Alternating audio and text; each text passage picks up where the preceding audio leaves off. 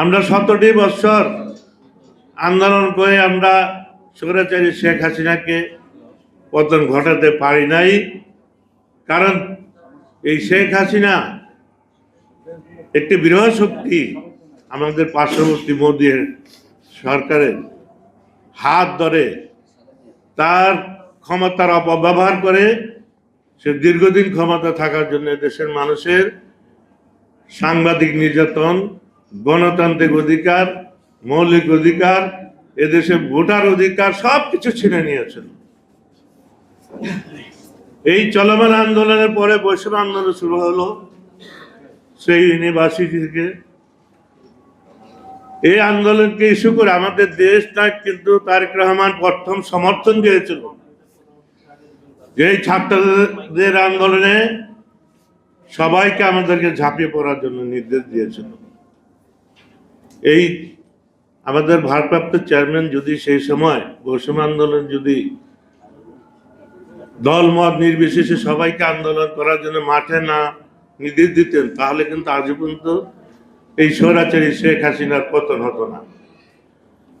আমি নবুল্লাহ নবী একটা ছোটখাটো একটা নেতাই, সে আমাকে প্রতিটা আন্দোলনে দেশনেত্রী বেগম খালেদা জিয়া বলেন এবং তারেক রহমান সেই ঢাকার পূর্বাঞ্চল আমাকে নির্দেশ দিয়ে থাকে। তারেক রহমান এই বৈষম্য আন্দোলন আমাকে নির্দেশ দিয়েছিলেন যে আপনার ঢাকার এই পূর্বাঞ্চল দক্ষিণাঞ্চল অবরোধ করে দেন, বন্ধ করে দেন এবং দলীয় নেতা কর্মীদের স্থানীয় আশেপাশের সমস্ত জনগণকে মাঠে নামিয়ে দেন। আমি সক্ষম হয়েছিল আমার জীবন বাজি নিয়ে। সে আন্দোলন যাত্রাবাড়ি থেকেই শুরু হয়েছিল। এই যাত্রাবাড়ি থেকেই স্বৈরাচারী শেখ হাসিনার পতন হয়েছিল মনে করি। সেই আন্দোলনে আমার স্থানীয় এলাকার প্রায় 87 জন শহীদ হয়েছেন আর প্রায় 1300 জন লোক পঙ্গুত্ব বরণ করেছেন। কিন্তু অন্য কোনো বাইরের এলাকার লোক এসে ওখানে যুদ্ধ করা নেই, লড়াই করা নাই, কেউ নিহত হয়নি। এই ডকুমেন্টারি আমাদের কাছে আছে এবং আমি একটা প্রমাণ চিত্র আবিষ্কার করেছি। যে কোনো অনেক দল দাবি করে যে বৈষম্য আন্দোলন নাকি বিএনপির কোনো ভূমিকা ছিল।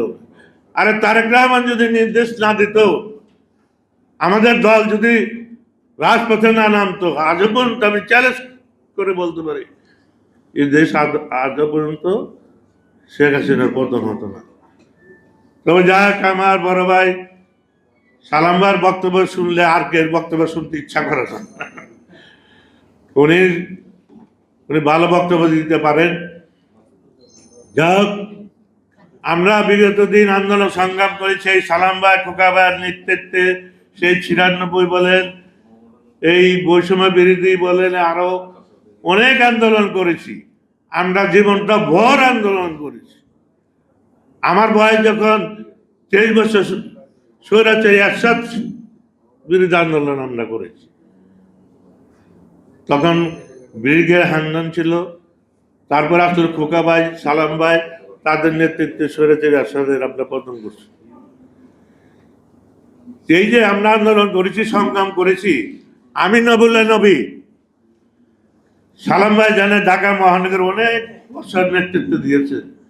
কোনোদিন কোনো তদবির করে নাই যে আমাকে বড় নেতা দিতে হবে, বড় পদ দিতে হবে, আমাকে এমপি বানাতে হবে। আমার একটা ধারণা ছিল, আমি যদি অন্যের বিরুদ্ধে প্রতিবাদ করি, আন্দোলন করি, যে কোনো স্বৈরাচারী সরকার বিরুদ্ধে যদি ত্যাগ করি, একদিন না একদিন আমাকে মূল্যায়ন দিতে হবে। এই যে আমি 2 বার পার্লামেন্ট সংসদ সদস্য, 18 সালে সেই দুর্যোগের সময় আমি নমিনেশন পেয়েছিলাম। তারেক রহমান আমাকে সরাসরি ফোন করে আমাকে নমিনেশন দিয়েছে। সেই দুর্যোগ মুহূর্তে সারা বাংলাদেশে আমি সর্বোচ্চ ভোট পেয়েছি। 2 ঘন্টার মধ্যে 69,000 ভোট পেয়েছি। এবারও ঠিক আমি কোনো তদবির করি নাই, কোনো নেতার কাছে আমি যাই নাই, কোনো পার্টি অফিসে গিয়ে ঘন্টার পর ঘন্টা বসে থাকি নাই। আমার একটা বিশ্বাস, যে তারেক রহমান আমাদের আন্দোলন সংগ্রামের মূল্যায়ন করবেন। ঠিকই উনি সময় মতন আমাকে মূল্যায়ন করেছেন, আমাকে ঢাকার 5 আসনের এবারও প্রার্থী দিয়েছে। যাক,